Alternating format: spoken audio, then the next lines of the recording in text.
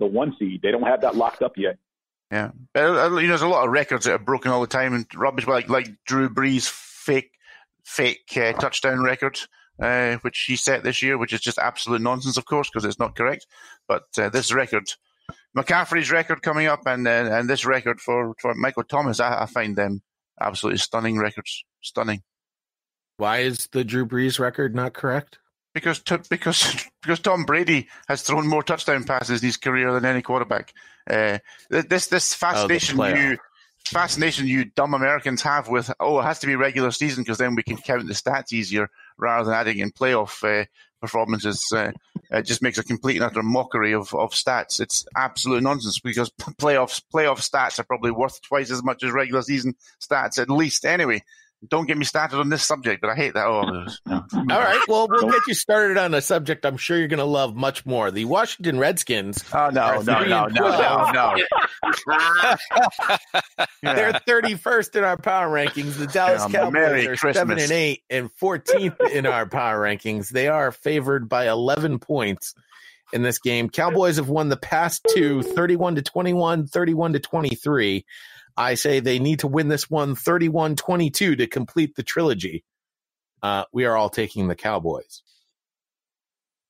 So, Neil, talk to us about your Washington Redskins. Rob and I, in those conversations that we had before recording this podcast, we're talking about how atrocious your line is going to be next season as Brandon Sheriff is slated for free agency, and you still got to figure out what you're going to do with Trent Williams. Yeah, and absolutely. I think a lot will come down to the next couple of weeks when we find out the future, or hopefully lack of future, of Bruce Allen. They have to fire him, right? Juicy Brucey has got to go. I think there's an overwhelming surge of feeling that he should go. So that no doubt will mean Dan Snyder will give him a new 5-year deal. But thinking positively that Allen goes, then I would look for a very swift resolution to the Trent Williams issue. I think if Allen goes, Williams will stay in Washington. I think he'll probably sign a new contract and stay. It was very noticeable in all the very few dealings with the press this season. Williams quite clearly stated on a number of occasions he had no problem with the coaching staff. He had no problem with Dan Snyder. His problem was with a certain Juicy Brucey. So I think if he goes, I think Williams probably stays.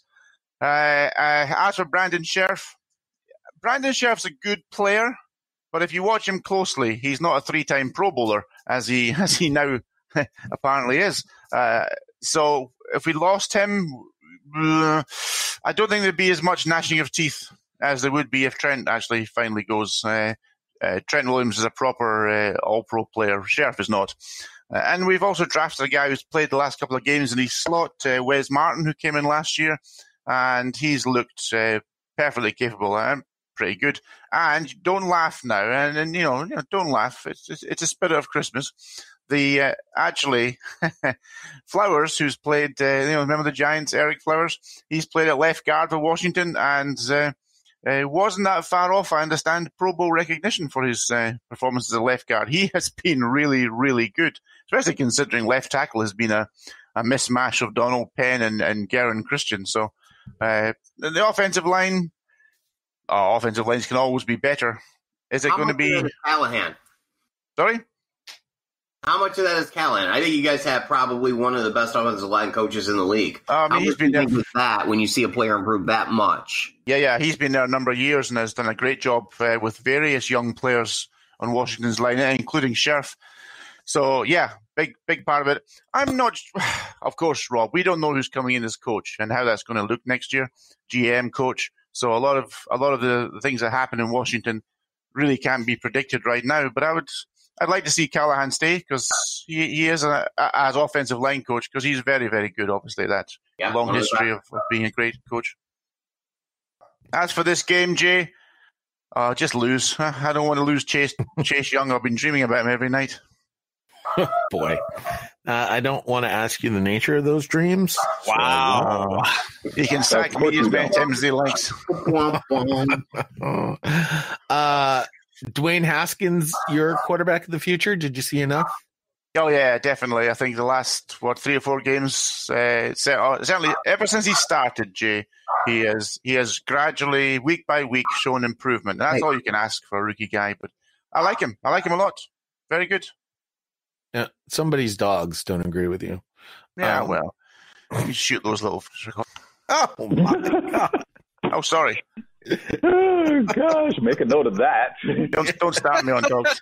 Dogs is almost as bad as bad stats. The Cowboys here obviously are looking. They need the win for a chance at the playoffs. They've got plenty of cap space. Why is Jerry Jones, other than he's Jerry Jones, playing these games with Amari Cooper and Dak Prescott? One of the things, if I can just add something just generally about the Cowboys, Jay, and maybe not answering your question specifically, but the Cowboys offensively are in the top 10 or top 12 in every bracket in offense, and in top 13 in every sort of major bracket in defense, and yet here they are sitting at what, 7 and 8? What the hell's going on? And that will bring up my question, because my question's better. Every circuit around the country pretty much says that the day after the season ends, that Jason Garrett and the whole staff will be fired. I still don't believe it, because nothing has shown me that Jerry Jones is willing to do it. Mm-hmm. That's the formula for the Giants to win. You put your coat on the hot seat, and then they claw into the playoffs at 8-8, and then go on a run. That makes sense. I see what they're doing. A serious question though for you guys. I honestly, and take a grain of salt, obviously, with Amari Cooper, but that kid does not seem like he has the clutch gene. When it's 4th down and you're raising your hand to be taken off the field for someone else to play, would you be cool with your team paying Amari Cooper top dollar after what he's done this far? I guess I'm not.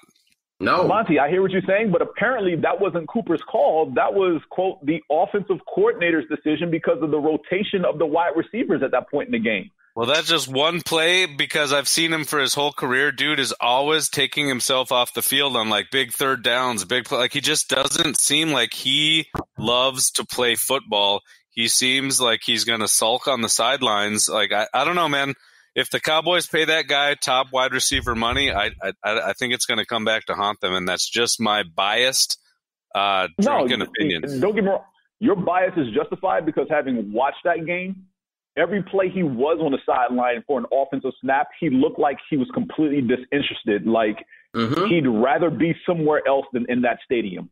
So to go back to Pod's question, I mean, why would you pay Amari Cooper? I think Dak will probably get his money, and he seems to be all in, but Amari Cooper does not. Well, I'll jump in and just tell you from what I have seen from the Dallas Cowboys, when Amari Cooper's not on the field, they are not a top 10 offense. It's only when he is. Dak seems to only have eyes for Amari. Can't seem to complete a pass to any of the others, Michael Gallup or Randall Cobb or Tavon Austin. And maybe that's more of the problem than Amari Cooper being on the field. But that's what I'm seeing. I see Amari Cooper on the field, and the offense for the Cowboys runs through Amari Cooper. It doesn't run through Zeke, and it doesn't run through Dak. It's Amari Cooper that's the big difference maker for them. I don't watch a lot of Cowboys games because they're terrible, but I gotta tell you, Pod, the offense doesn't run through Ezekiel Elliott. Is that your stance official? You want me to write that down? Yeah, but there's a bigger issue here, isn't there? And it all points to coaching. They've got a fantastic offensive line with some really outstanding players on it, decent wide receivers, an exceptional running back, a half-decent quarterback, and yet here they are at 7 and 8. And Pod, I have 2 points for what you said about how this offense runs with Cooper on the field. Flip this back a couple of years ago when they had Dez Bryant, and Dak couldn't complete anything to Dez Bryant, but he was phenomenal throwing to everybody else. That's because Dez Bryant was awful, right? Oh, Dez Bryant got out of the league, and nobody's signed him. Secondly, this offense does run through Ezekiel Elliott. Unfortunately, that was not the game plan to use on offense to beat us last week, because, again, we are top 10 against the run. You don't run against the Eagles to beat them. You throw the ball. That's right. My perception is based more than just last week's game. I mean, this is based on when Amari Cooper was injured, the Cowboys couldn't win. This was based on the Cowboys couldn't win before Amari Cooper came to the Cowboys. Dak was struggling then, and then Amari came, and magically all of a sudden Dak was great. In a way, guys, I'm not sure it really matters who the offense goes through. It's the fact that they've got one of the best rosters in the NFL across the board, offensively and defensively, and yet they're slap bang in the middle of the league. Is there anything that could have? So let's say the Cowboys sneak into the playoffs. Is there any scenario that you think could save Jason Garrett? I mean, he would literally have to win the Super Bowl or he's done. Well, I understand he still has those incriminating pictures of Jerry Jones. He must. And to go on, I know we were talking about the use or lack of use of Ezekiel Elliott in the Philly game, and that's fair. But when they were playing the Bills, he was averaging 6.7 yards a carry, and they just randomly stopped on Thanksgiving. They just stopped giving him the ball, and it made no sense. If they had a confident coaching staff, they would have won that game, quite frankly. Does Garrett call the plays? I don't know who calls the plays. I think it's that between him and Moore, and he threw Moore under the bus on Sunday. I know the process there. It's actually he does call it, or he thinks he calls the plays, but his headset isn't turned on. He was killing the Bills on Thanksgiving, and for whatever reason, the team decided to just quit using them. I don't know why, but it was dumb. It wasn't a good football decision. So that's why I say that the Browns have the most attractive coaching opening, because who wants to coach for Jerry Jones? That is a tough job. Yeah, it is. Yeah. Real quick on the injuries here. Dallas Cowboys, we got Sean Lee, DeMarcus Lawrence, Tyron Smith, Jeff Heath, Michael Bennett, and Dak Prescott. For Washington, Landon Collins, Ryan Anderson, Donald Penn, Terry McLaurin, Fabian Moreau, Dwayne Haskins. And Quentin Dunbar was put on IR this week. Terry McLaurin, what's he fighting against there, Neil? Concussion. Oh, that's horrible. All right. The Oakland Raiders, a topic I know Monty really wants to talk about. They're 7-8. The who Raiders? Wait. The who Raiders? I'm sorry, the Oakland Raiders of Las Vegas. There we go. They are still technically the Oakland Raiders. The Denver Broncos are 6-9. Raiders 15th in the power rankings. Broncos 23rd. The Broncos favored by 3.5 in this game, which I don't understand, because the plan all along has been the Raiders to get to 500 for their ultimate season this year.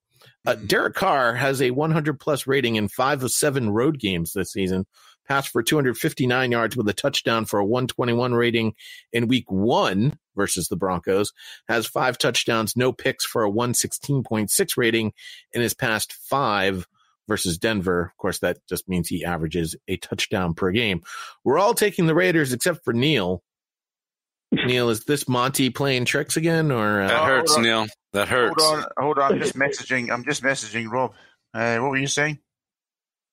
We're saying that everyone took the Raiders except for you. Yeah, that's just sentimentality on your guys' part. I've been quite impressed with Drew Lock since he came in. I mean, he's had ups and downs. He looks like a rookie at times, but he's also looked fairly proficient at times. So a big division thing. Denver will want to rub the salt into the Oakland wounds, won't they? So I think I can see Denver sneaking this one out in a close one. May I ask a question of Monty, since he gave me the opportunity to answer one of his questions earlier? Yes, Your Honor. All right. Monty, we talked a lot about quarterback changes in the league, and surely Gruden is looking at the draft class or the free agent group of quarterbacks and smacking his lips and thinking, I want one of those guys. But as far as we can go. I don't think he's going to have a pick high enough to get one of those guys. You package picks?